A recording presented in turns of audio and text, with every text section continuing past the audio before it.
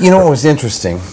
You were part of the culture that developed around the Flint voice, in a very real sense. Second only to Mike Moore, I think you were a defining personality. One of the few people on the voice staff, and there were lots of people who were involved with the voice, but there must have been 100 people at one time or another contributed to the voice one way or another. And mainly sexually. No, I'm kidding. There were two clear voices that came out, and one was Mike Morris and the other was yours.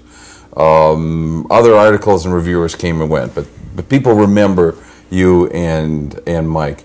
And of course, you were a part of Michael's film, and a part of it, in essence, his development. When he went to Mother Jones magazine, you were on the cover of it, and he, to a large degree, one could use the term exploited, but I don't mean that in a negative way. I mean, he exploited you, and it was good for you, and it was good for him. It was a two-way street. Right. It was a two-way street. And then you saw the big thing with the movie, and Roger and Me, and all this development. How do you perceive the way Michael achieved or did not achieve your expectations for him? It's a loaded question. God, point that thing somewhere else. Phrase that again. Okay. How did it? What? Okay.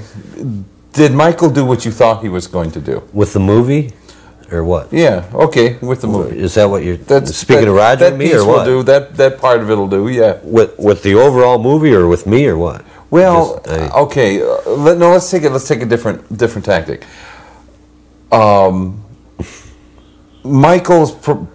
way Michael handled his situation. The movie is part of that. It's a big part of it, but it's not the only part of it. He took a lot of positions, said, I'm going to do this, I'm going to do that. Do you think he has lived up to his own stated criteria? God, boy, you put me in the hot seat. I don't know.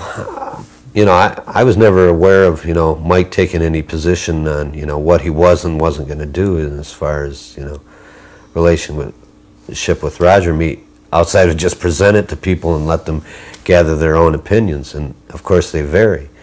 I don't think he owes anyone in this community anything. Mm-hmm.